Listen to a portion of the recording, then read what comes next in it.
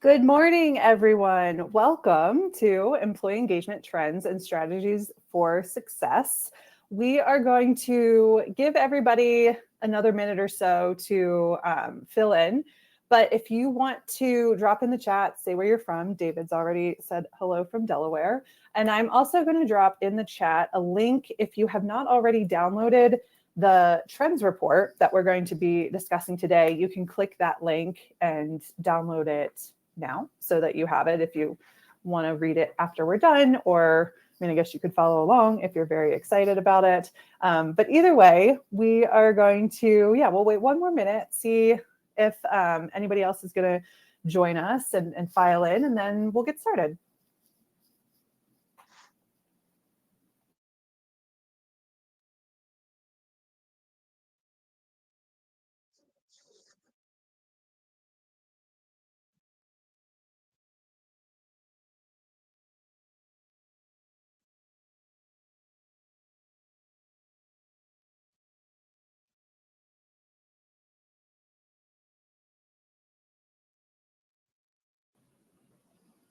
I think a couple more people have joined us. So the sound is on. We're just here waiting, and now it's 9:02. Okay, so I said we'd get started at 9:02. If anybody else joins us, they can come in as we get started. So I am Abbie Mood. I'm the marketing director. Let me change the screen here. There. I'm the marketing director at Velocity.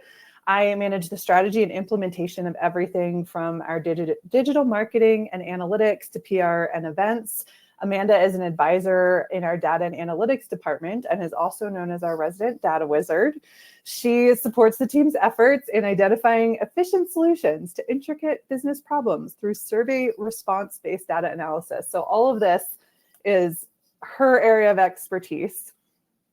Oh, thank you, Adam. So Adam just said that in the chat that you're automatically, or the volume is automatically muted. So you have to look in the lower left of the video screen if you can't hear us. Again, if you haven't already downloaded the report, it's in the chat. It's the second comment. So that's what today we'll be talking about, our employee engagement trends report. So the data came from, as you can see here on the screen, 13,000 individuals. So we collected data across 9 organizations of different sizes, across different industries last year from January to November. So a wide range of industries, including manufacturing, construction, travel, transportation, telecommunications, government, healthcare. And what was really interesting and partially what inspired this trends report is that we saw commonalities in workforce dynamics that transcended industry and company size. So regardless of the survey platform, regardless of the industry, people at all different levels within the industry, we started to see, Amanda started to see some trends. And then we worked together to create this report. So let's go on to the next. So Amanda, Thanks, I will hand it over to you. Awesome. Yeah, it's just been really exciting to see this over the past year in terms of what we've heard from clients and organizations that we've worked with, what we've seen, but to put it all together in an actual report where analysis was done and we can see what those trends are has been really impactful, because you start to think you're crazy when you see trends and you're like, wow, everybody has low scores for communication. I don't know why. And then once we dive into it with analysis, we can really see that build out and we see the story come to life. So looking here, one of the key things we, of course, wanted to look at was engagement on average for the organizations. So you see the pie chart here with the total engagement score, 67% of employees had that engagement. So it was they either agreed or strongly agreed to any of the 3 survey items that make up engagement for most companies. And I'll get into those survey items in a little bit. But the 20% of the employees who said that they neither agree nor disagree, or they're in that neutral space for engagement, and then that 13% is the strongly disagree or disagree. So 67% on average have a positive sentiment when it comes to engagement. And engagement is made up of these 3 items that you see on the right here. So starting at the bottom, that 76%, that's kind of bringing this average up a little bit, is my work gives me a feeling of personal accomplishment.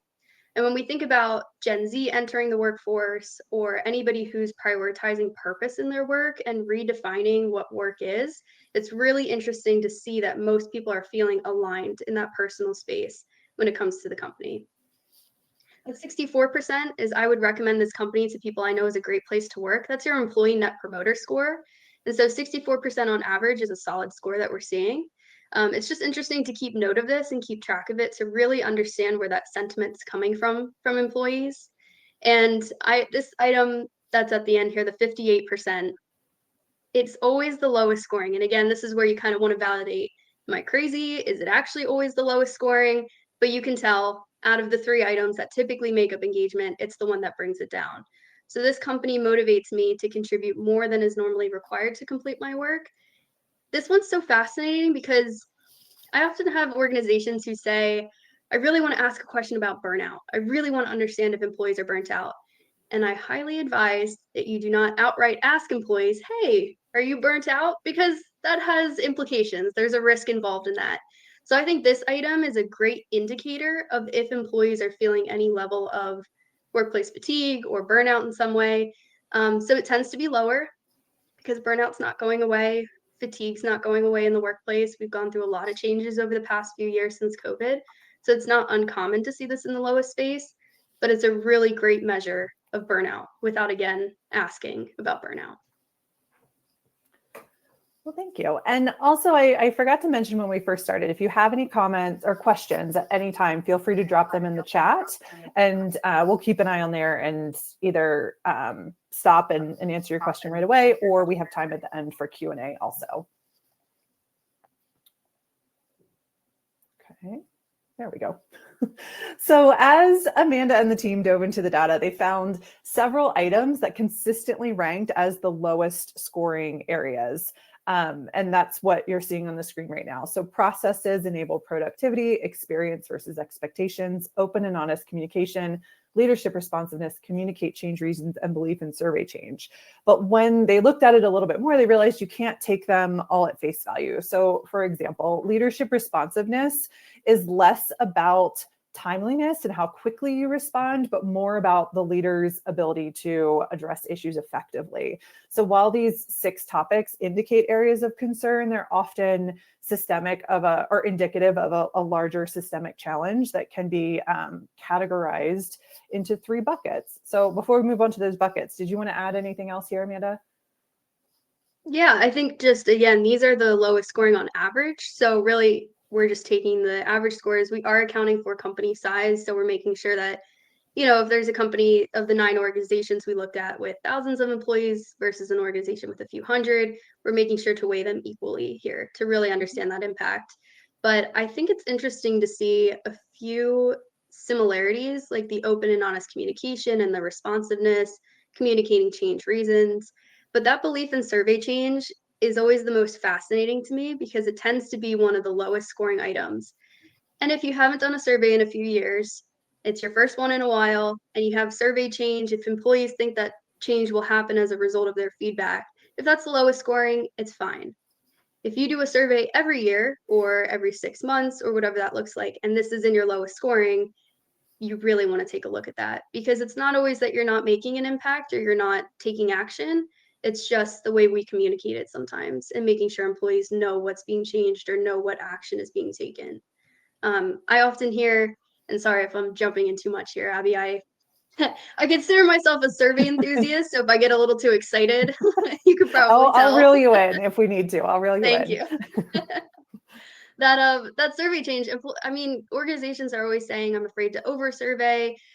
People are shifting it to be, instead of annually, they're going to 8 months cadence, or every 2 years they do a survey. It's not the frequency at which you collect employee feedback necessarily. Each organization is different.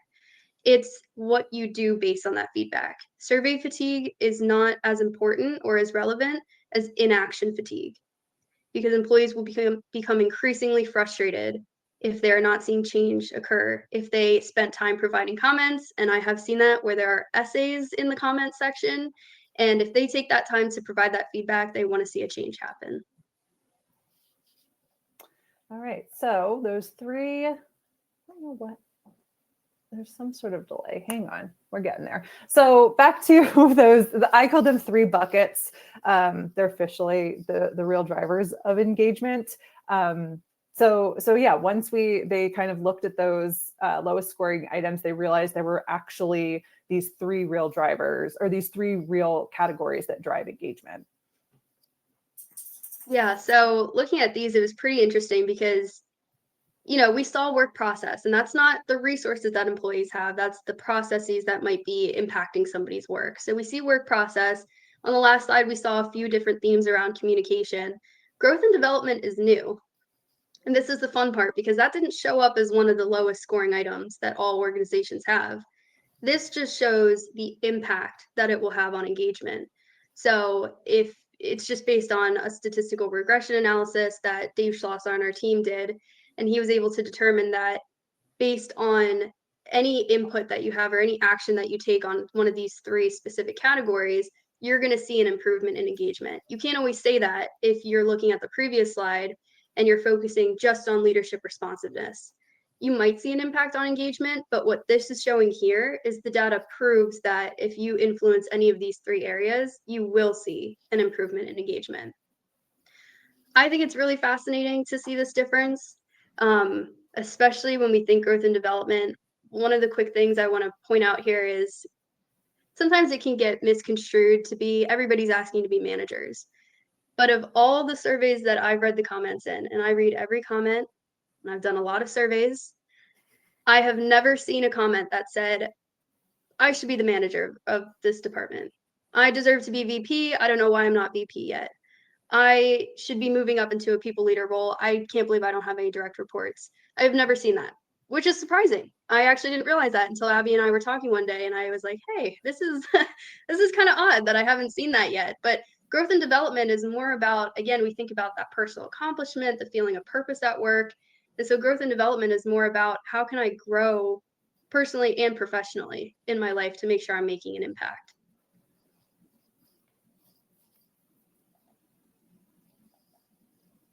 I'm trying to change the slide. We'll get there. There we go.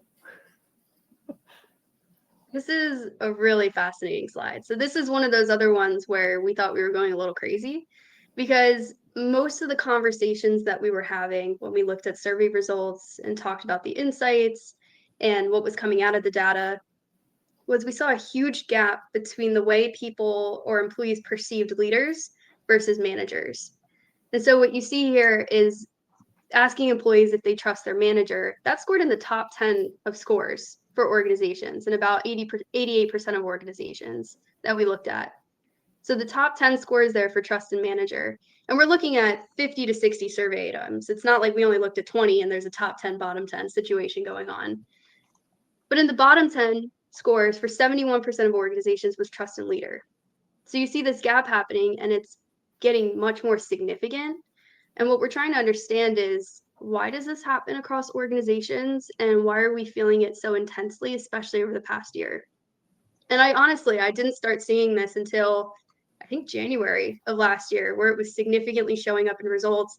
Then it started showing up later in the year, more so in comments. People really saying explicitly, I have a great relationship with my manager, but I don't know where this company's heading with the way that senior leadership is leading. But what I want to say here is not that senior leadership is doing something wrong. Obviously, again, every organization is different, but sometimes there's just a breakdown in the way that communication is happening, or the way that leaders are showcasing a level of values, or whatever that looks like. So when I see this gap, I tend to dive into the different scores based on role level. How do middle managers feel? How do directors feel? Is there a communication gap that we're seeing in scores? How do leaders feel? How does leadership feel? And if we do stakeholder interviews, how are they feeling about employees, the trust of their managers? Not all the time are middle managers ready to be closing that gap with senior leadership. Sometimes that layer of management is not prepared. And they're the ones who often ask for growth and development opportunities, which is where we step in. We have, any impact that we can make on the organization to improve that middle manager layer and the skills that they have to be able to close this gap. But It's very interesting. Abbie, I don't know if you have any thoughts here on this. I just know it was fascinating to see these results over the past year. Yeah, well, I mean, as you said, communication comes up frequently on employee engagement surveys. So it's not entirely surprising to see potentially not even a lower, like, I guess a lower score in trusting your manager, trusting senior leadership, all that. But when I talked to Brooke, the president of Velocity, I was talking to her about this particular topic, and it's really interesting about that middle manager piece. And I think it's not always necessarily the middle managers, but there is so often that platooning that happens where middle managers feel like they're out of the loop from senior leadership. So they do the best they can to the people who report to them, but that ends up coming off as like, we're over here together and senior leadership is over here doing their own thing. Which, I mean, I've been in situations where I've told the people who work for me in other roles that, this is all I know. I'm telling you everything that I know. I'm not quite sure what senior leadership is planning necessarily, but here are all the details that I have. And even something like that, where you're trying to be transparent, I am now realizing, especially after looking at this data and learning more from you about this sort of stuff, like that can actually kind of start to breed that distrust unintentionally, because the middle manager is just doing the best they can. They're just sharing the information that they have and trying to be transparent, because we know transparency is something that employees want. But then it actually, like I said, it ends up sometimes potentially doing more harm than good, because it ends up with this, we're on this side and they're on that side, and they're not giving us all the information. But my boss gives me as much information as I can. So I think that's kind of where the middle managers fall into this. And that's potentially why that gap just keeps growing. And I mean, there's so much uncertainty right now, or for the past few years. I mean, really since COVID. So senior leaders are, at least I think from my experience, they're trying to be transparent. They're trying to communicate as best they can. But when things change so quickly, it's hard to stay on top of communicating and things like that. Absolutely. And you're absolutely right how it can sometimes create that divide of an us versus them mentality that's somewhat been seen over the past year. But that communication piece that we look at is absolutely important. But then we have to dive into as well, what are middle managers asking for? Or what are even VPs, if that's where the breakdown is happening, or director level? What are they asking for that can close that gap? Because we call it trust and leadership, but sometimes it goes into a level of accountability. If there's poor performance, is leadership holding employees accountable? That can cause distrust. It can be that communication. Sometimes pay can be incorporated in that, where you do get a level of resentment from pay not increasing to the same level as inflation or whatever that looks like. And so you just have to be mindful of that. But as you saw in the previous few slides, pay was not one of the key driving factors of engagement. So it is important to employees, and it often can show up in the lowest scores for your organization, but it's not the key thing driving engagement. It's more so the relationships, it's how leaders are showing up to work every day, how the values are being seen, and if that's aligning with the strategic vision of the company as well. Well, I'm going to jump in with a question. Nobody asked this, but you just made me think of it with pay, because I think a lot of times in other kinds of survey, not necessarily employee engagement surveys, but in other surveys, and pay is always kind of in that top 3 to 5 of things that people want that will help them stay. So how does that kind of fall into this picture if we're not seeing it? And obviously, I mean, we have a pretty good sample size, but it's still one sample size. So how does pay fall into the employee experience and retention and all of that? Or yeah. Yeah, so something that I actually like to do with this, and this is where I might get a little too nerdy with the data wizard hat, is I like to look at the intent to stay scores, or just how people feel about how long they want to stay at the company. I then will take performance data. So any employee who exceeded expectations, let's say in 2024 for their performance, I will overlay the two, and then I'll see if high performers, because that's what we're looking at, top performers, are intending to leave at a different rate of anybody else. And then I do a regression analysis to understand what's driving that level of engagement. or how is that influencing engagement on high performers in any way? We can look at different factors. And again, I've never seen pay come up as that key thing for anybody who's a top performer. So if you're looking to focus on retention in a way that aligns with pay, I absolutely would dive into retention, any intent to stay metric that you're getting, engagement, and across all levels of performance data. And it starts to seem a little complex, but once you look at it visually, it's pretty impactful. Again, that story really starts to come alive of it's not about pay. It's typically, for high performers especially, it's that growth and development. And so when we talk about action, I have only had one organization that I've worked with, and it's such a good question, Abbie. That's why I'm excited about it. I've only had one organization where pay came up so significantly from employee comments, not from the data, but from comments, where they said, I'm going to leave tomorrow unless you increase my pay. And there were so many of them that I talked to the organization and I said, hey, I highly recommend that you do some sort of compensation audit of some kind. But that's been the only time that I've recommended that. When I talk to organizations about action and what they should do, that growth and development comes up a lot. So I'll recommend different workshops that I know our facilitators do, such as communication training or leadership development, or delegation's a big one, or we talked about accountability. That's a key thing. So those are the different areas I might recommend. I really do not often look at pay. Okay, cool. Thank you. Yeah. So the next when it comes up, I don't know why there's such a delay. So we've talked a lot about communication and transparency and all of that, but a lot of senior leaders report that they are communicating effectively, that they are visible and accessible. And so then let's say you've checked off those boxes. Now you've checked on your middle managers, everybody's cool, but you're still seeing some of these same items pop up on your employee engagement survey. So we have 4 questions here that we suggest that you, as a leader, that you sort of self-reflect on as just other areas to make sure that you're covering. So the first one, are you aligning your words and your actions? So if one of your, if one of your core values is trust, for example, that's a really popular core value, and it's really important. But if, like the example that I was saying, if you're in an industry where you need to pivot a lot and quickly, depending on economic conditions or something else that happens, every time you do that, if it feels like, or if your employees are reporting that that's breaking their trust, then maybe that's not the best core value for your organization, or maybe you redefine it as trust in leadership, that they'll be able to navigate organizational change or things like that. So not saying that trust is a bad core value. I think it's a fantastic core value, but just making sure that you're able to align your actions with those core values. And if not, because those core values are the expectations of your employees. So if you're not able to align those in a way that feels good for everyone, then consider either changing your actions. And if you can't change your actions, then maybe change your core values.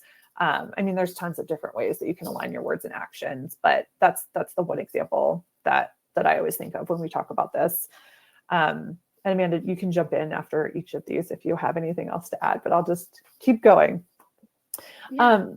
Do you consider the weight of your words? And I wonder if this potentially, I feel like, is maybe a smaller company thing, but I think a lot of times when you have a close-knit team, sometimes like people in the C-suite or people in senior leadership might just throw an idea out there or just kind of say something, not realizing that when it's coming from the CFO, like if the CFO says, hey, maybe you should try spending some budget on this, when they're really just kind of throwing ideas out there.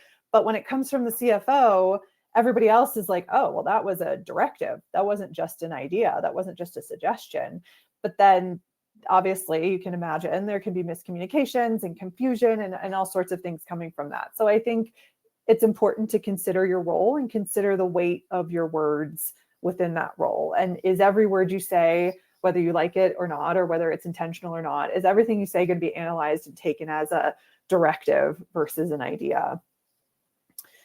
Sorry, go ahead. Just Just to hop in there, when it comes to communication, I just love this one exercise that we've done in our workshops before. And I know, Abbie, we've talked about this before, where we kind of take everybody in the room, different leaders across organizations. It's about 20 or so of us. And we do an activity where the facilitator asked, okay, you have to write an email to your team that there's a return to office mandate. How do you write it? What's your subject line? Just let's see your different communication styles, so to speak. So we write it. And I know, Abbie, we probably had similar ones. Mine was like really starting out with, you've all done such great work. I'm so proud of the accomplishments that we've made. It really aligns with our strategic vision. We've made the decision that it's in our best interest to come back to the office, all this stuff. I'm going on and on. Here's the dates you need to know. And we go around and we read our emails and our examples. And one of the leaders, he was a VP at an insurance company, and he says, my email says, we're returning to office next Friday. If you have any questions, talk to HR. And that was his email. Which, hey, I mean, that is some people's communication style, but it definitely differs based on who your team is and who you're talking to. And we have to communicate in a way that resonates with all the different factors. I mean, there are people who have high levels of empathy who would not resonate with that email and probably would, as we say at Velocity, climb a ladder of inference where we start to panic and think, what's going to happen next? Am I am I losing my job after this? What's going on? So I love that point of, do you consider the weight of your words? Do you consider how you're communicating? And do you consider who you're communicating to? Yes. Thank you for adding that. I love that example because I had a similar experience when I did that exercise. So then number 3, does each leader have a distinct role? So for example, maybe the CEO has these big visions and offers motivational thoughts and inspiration, while maybe the president is the one who delivers strategic objectives. So if the leadership isn't aligned or sends mixed messages, like you hear one thing from this person, you hear one thing from that person, that can really cause company-wide confusion and frustration. And lastly, are you communicating intentionally and with clear expectations? So again, a lot of people would say, yeah, I communicate intentionally. I'm clear, especially the example Amanda gave, like, we're returning to office. That's it. What more do you need to know? But sometimes you can even overwhelm the system when you're trying to be too intentional and too clear. So an example that when Amanda and I were going through this, an example that we talked about was lots of people are overwhelmed with email, especially if you're still working remotely or hybrid. Email is often the communication style of choice.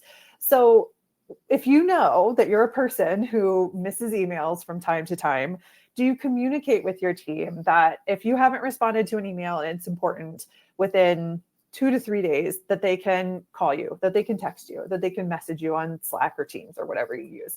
I think just taking that extra step to say, I'm doing my best, but if you don't hear from me, here's what you can do. That can really help feel more transparent. It can help feel more clear, and it gets people the information that they need in a timely manner.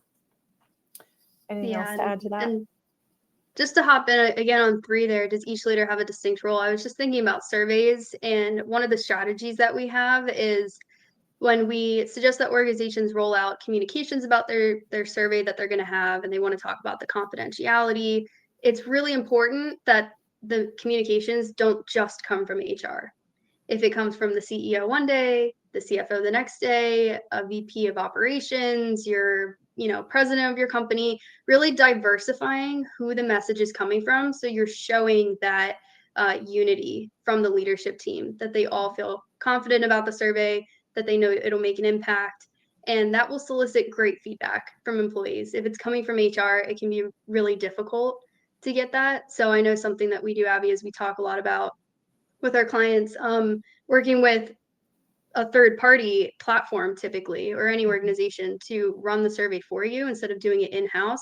You tend to get way more candid feedback, which can be a really good thing. Sometimes a little, difficult to read those comments, but it can be a really great thing to get candid feedback because you see exactly how employees feel because they trust the system. They trust that it's anonymous. So again, just wanted to highlight that 3 there definitely has an impact too. Thank you. And then the next slide, when it pops up here. There we go. So I jumped ahead by asking the pay question, not realize, or well, not, I forgot that we were talking about intent to stay towards the end of this. So, so yeah, I'll just hand, this one's all you. So I'll just hand this one off to you. Yeah, well, like I mentioned with intent to stay, we can look at it a few different ways with that performance data or by department, division, really seeing it. And your retention question might be different. So the reason we obviously work with many organizations, but the 9 that we have focused on this survey trends report is just based on they asked a lot of similar questions. So we were able to get deeper understanding of the trends and the analysis. So for example, here they all had the same scale when it came to their retention, less than 1 year. So if employees agreed that they would stay less than 1 year and no more than that, that was 9%. So about 1 in 10 employees plan to leave within the next year, which I would say aligns with exactly what we've been seeing over the past year, that 61% of employees are looking to stay over 5 years. And so it's really interesting to see the level here. But what's most fascinating about this is we plotted it compared to engagement. So again, that engagement score on average was 67%. You see here, anybody saying that they'd leave within the next year, they scored engagement at 29%. It's a big difference from the 67% on average. And so it's not, I mean, that makes sense. That means that we're seeing a level of dissatisfaction or employees really removing themselves from the sentiment towards the organization. But I found it interesting that it jumped so significantly to employees wanting to stay 1 to 3 years, which is about 16% of employees based on the organizations that we surveyed.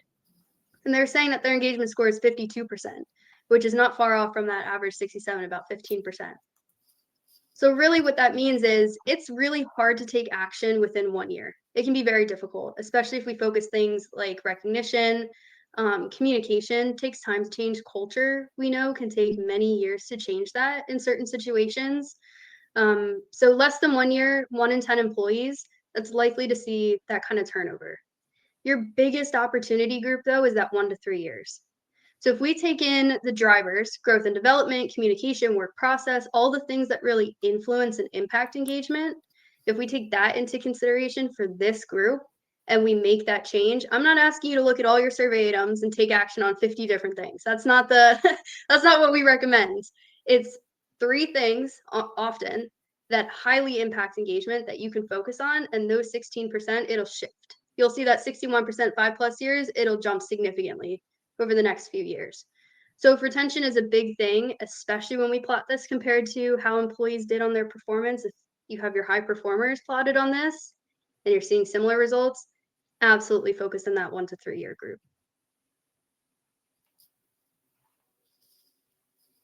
I have nothing to add to this one. Like I said, this is your area of expertise. All right. So when we were putting together this report, I keep saying we, but it was really Amanda and Dave and the data team put together all of this awesome data. And then we wanted to share some sort of predictions or expectations for what's coming up or what we're seeing from the last, trends in the last few years, plus this data, plus what's coming up in 2025, economic conditions, workforce trends, all of the things. So we came up with 2 major shifts that we expect to continue in 2025. And that's the great reshuffling and the great mindset shift. So Amanda, do you want to explain what these 2 are? Yeah, and I know it's predictions, but I love that it's what to expect in 2025, because something that comes up when you talk about predictions or comes up when you talk about trends is this new? Are we seeing anything different here? That's the key, right? But I know, Abbie, when we were talking through this and a lot of the data that we were seeing, and on the data and analytics team, we talked through this, what we found was if things aren't changing and we're still talking about burnout, we're still talking about quiet quitting, we're still talking about that gap in manager versus leadership, that means things aren't changing. That means that the action that's being taken isn't having an impact. So I really want to make it known that if you see things in these expectations that we talk about, and it's like, oh, it seems so similar to what we've seen before, that's because the action is not making an impact. I've seen a lot of organizations where growth and development will be maybe one of their lowest scoring items. And I'll say, hey, you really want to invest in employees, specifically, in your operations department. They seem to be requesting the most growth here. And they'll say, we have a whole learning and development program. I don't know what you're talking about. We've been doing it for 3 years. It's amazing. We had experts come in, but that just shows that it's not impacting the results the way we want. It's not actually impacting employees. And so we need to shuffle. We need to change our mindset. But in terms of the predictions that you'll read in the reports, the great reshuffling, again, it's kind of, we know business is cyclical. And we see here that boomers are waiting for 401k payouts. So they're going to be kind of focused on when retirement is and that next shift. You have millennials moving up into higher positions in the company that hopefully they are prepared for. And if they're not, that's why they're asking for growth and development opportunities. And then you have college graduates who had a very difficult time the past few years trying to get entry-level roles in organizations because the job market in most industries is really tough. Even though you might see statistics that are showing that it's a positive and it's a great outlook, unemployment rate is so low, it doesn't mean that the sentiment's there for employees, and it can sometimes be a lagging indicator. So when we think about how employees are currently feeling in their roles, that reshuffling is really important because it's this kind of change of who's entering the workforce. And so if you know that a lot of people are entering from the college graduates who maybe went and got a master's because the job market was a little tough for them. You have some boomers who are waiting for retirement, not quite leaving yet. It's getting pretty crowded in the job market. And so employees are feeling, I can either leave my job, go to a different one, or I'm stuck. And that stuck piece is where we get into the great mindset shift. This is where we're focusing on things of, I know I just read an article the other day of employees who are kind of rebelling against the return to office mandates, which we expected, but they're getting very creative about it. I know one was that employees at an organization were checking in, they were swiping in with their ID, going into work, said hi to some people, they got their coffee, they did about an hour worth of meetings, and then they left. They didn't scan out, they just left. They did it every single day because they showed themselves being in the office, they made the connections that they needed to, and then they left. The employer didn't know because they didn't swipe their badge out, and that's a silent rebellion almost towards those kinds of mandates. So you're likely to see some things like that where you have this shift in mindset of, if I can't leave because of the job market, and my company is not looking to make any changes anytime soon because I don't feel like my feedback is being heard, then I'm going to create different concepts of what work means so that I can be happy in my role if I feel stuck.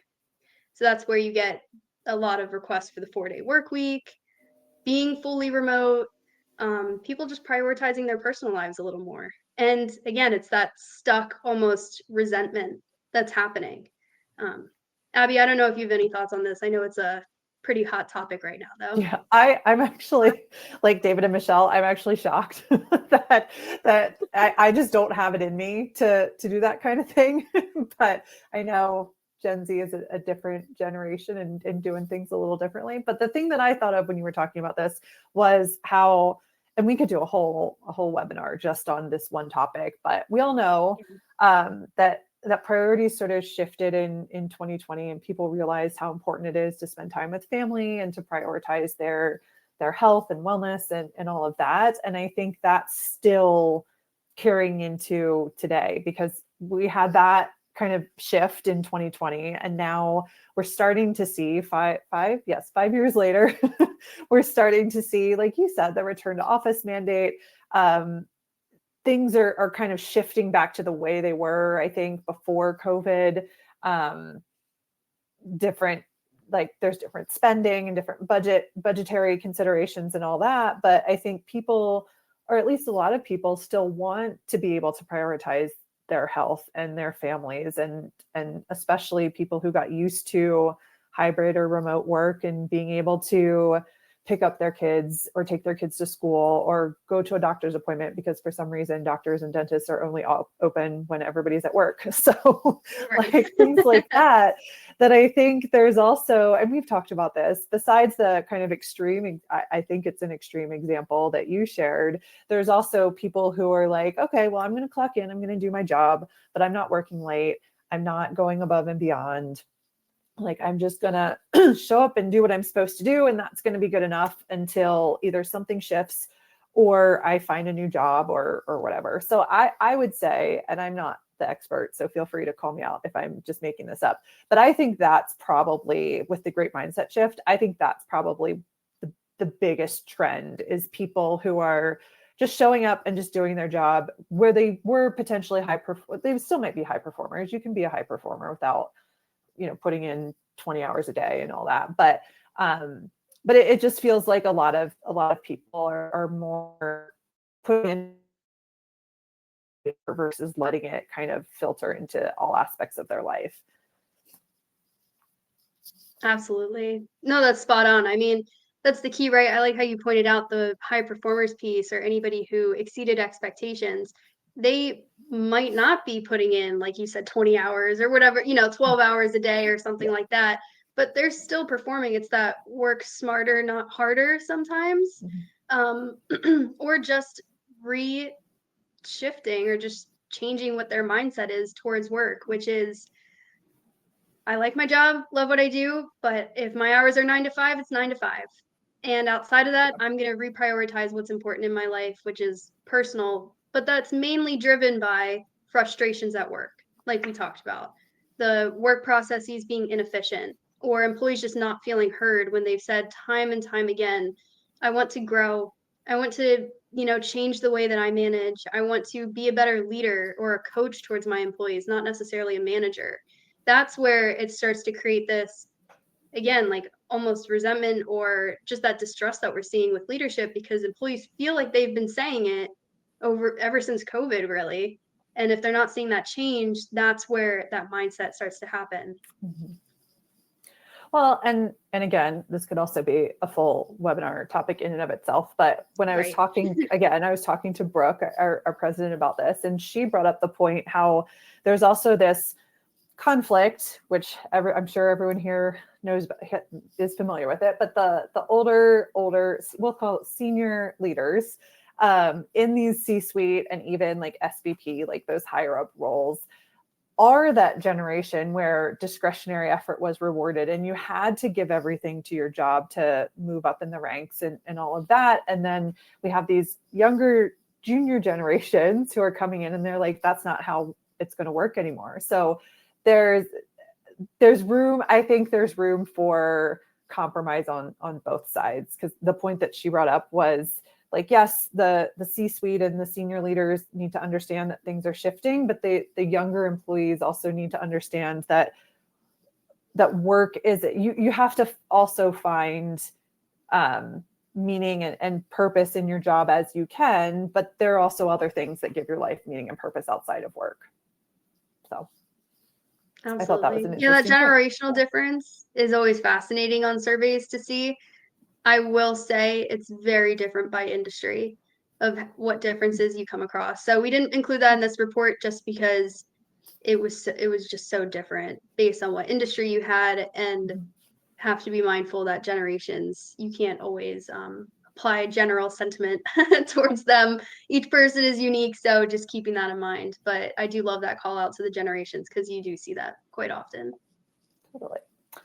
All right, so our goal wasn't to make this feel like overwhelming or feel like doom and gloom or feel like things are going to be so difficult in the workplace, because at the end of the day, leaders can't ignore problems anymore or sweep them under the rug. But the positive of that is that organizations who genuinely care about their employee well-being will have a significant advantage in the upcoming year. Assuming the job market kind of opens back up again, all of those people that we were talking about before, with the low engagement, with the ones who are thinking about leaving their job but feel stuck, they're waiting for the job market to open back up. But if employers take all this information and improve the employee experience and focus on employee engagement, you can turn that around, and you don't have to lose your high performers and lose people who are kind of on that precipice of should I stay or should I go? And so these companies, obviously, you see increased profitability and higher retention at a time when others are going to continue to struggle. So a handful of things that you can do, which these are in the report, but implement development programs that truly work and align with employee needs. So the example that Amanda gave about companies who say, we're doing leadership programs, we're giving them that, but you're still seeing that come as an area of need on your employee engagement surveys, it's time to try something different. It's time to try a different way of doing it. If you have a development library, you try some in-person trainings, or just try mixing it up and trying something different, or getting a company, I'm going to throw a Velocity pitch in there, have a company like Velocity come in and do some leadership development, just for a different perspective on things. Actively solicit and act on employee feedback. So again, we talked about belief in survey change as coming up as one of the lowest indicators. It's not enough to just survey. You got to take action on some of those things. Challenge employees to innovate and grow within their roles. Enhance communication, make leadership more visible and accessible. This was a big one. Prioritize the quick wins by addressing common employee concerns. So a couple examples that Amanda shared with me that we added to the report. One of them was a company who they do a lot of work outside at night. And so employees were concerned about their safety. Like, it's dark, they had dark uniforms. So they added like a reflector strip to their uniform. And then in the meantime, they went and got new uniforms, or like more visible uniforms. But just adding that reflective strip was a quick win, made employees feel heard, made them feel safer. That just really helped with that particular sentiment. Another example Amanda talked about was a company who surveyed all of their executive assistants, said they were having issues with this like phone system. And the C-suite thought it was just a couple people here and there. They didn't realize that everyone thought that this was a problem. But when it came up in the survey and everyone started talking about it, they realized it was a bigger issue than they thought, and they were able to take action. So it's not always these big things that take years to integrate into the culture. There are quick wins that you can really act on that can help. Amanda, you're probably going to hate me for saying it this way, but there's quick wins that can buy you time to work on the bigger things from your survey. It's absolutely true. And when I do the analysis for these companies and I do a readout of the results, just my objective, what did I see in the data? I delineate the comments and I delineate the data to be, okay, what can you focus on as a quick win to say in the next 6 months, 3 months, whatever it is. We worked on these 3 initiatives, we heard you, and we took action based on your feedback. That's really important to do it quickly. So that's why it's a quick win.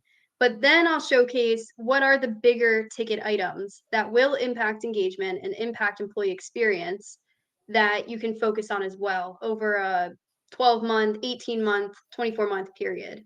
And so, yes, it can buy you time, so to speak, but it can also just be a different element to kind of lift up the efforts that you're already doing, so that it does make it seem like it's a much larger strategy at play. Yeah. So, oops.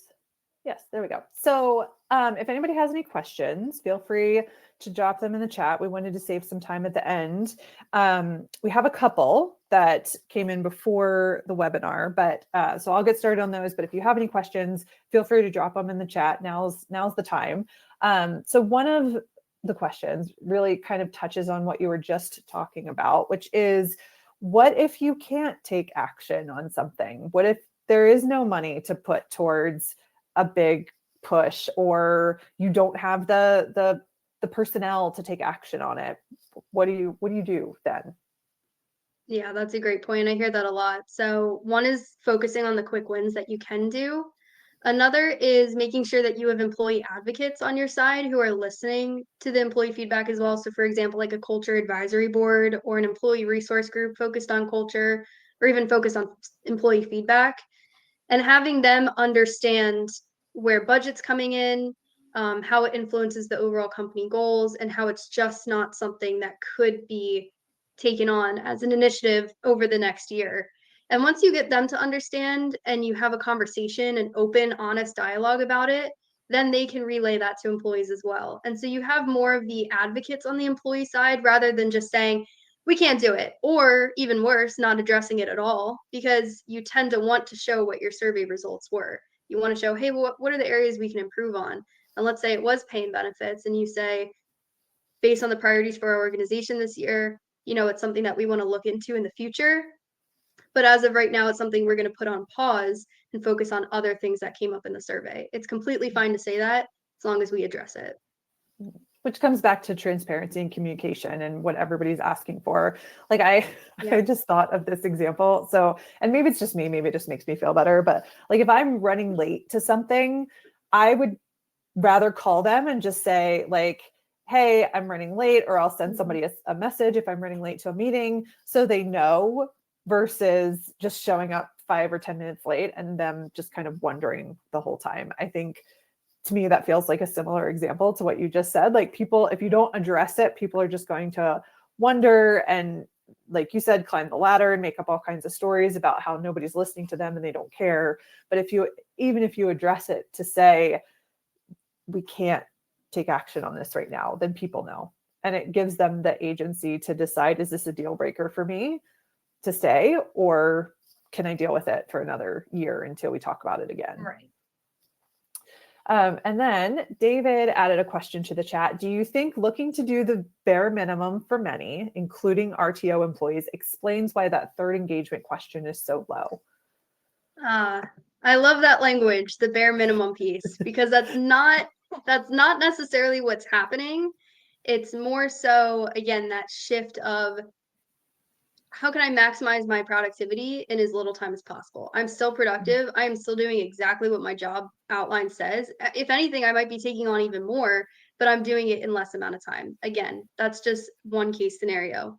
But that third engagement item that you're talking about, where it was like 58% of employees scored agree or strongly agree to, this company motivates me to do more work than is typically required.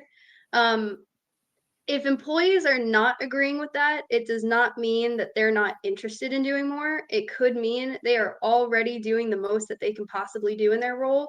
They have no more left to give. So it's not that they're doing the bare minimum, it's that they are doing more already and they're maxed out. They're already feeling like they're doing everything they possibly can, especially when we see a lot of restructurings and reorganizations where teams of 20 are going down to teams of 15 and then teams of 10, and people are taking on additional workload for all those people who were let go or possibly left the organization for a different reason. So I like the phrasing of the question, and yeah, I hope that answers that it's less so about bare minimum. It's more just a different use case, but often it's employees feeling that they're already giving the most that they can possibly give. Thank you. Any other questions before we move on to our last slide? Because I always like giving people a few minutes back at the end of a webinar.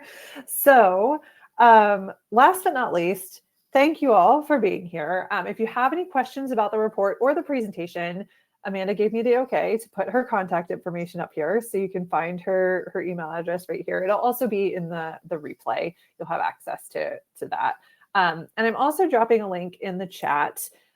We're offering a complimentary 30-minute consultation with one of our data and analytics experts. If you have any questions around survey design, optimizing employee engagement, any of the topics that we covered today, we'd be happy to, or they'd be happy, it won't be me, they'd be happy to share their expertise with you and just help you design, like help your next survey to be more successful.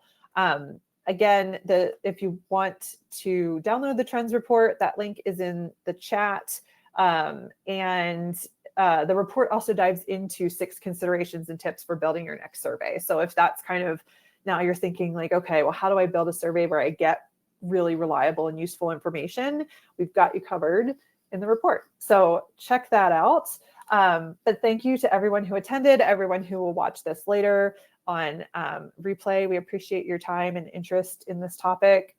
It's obviously an area of passion for Amanda. I think it's truly fascinating too. So yeah, we're just glad that other people thought so too. So thank you for your time.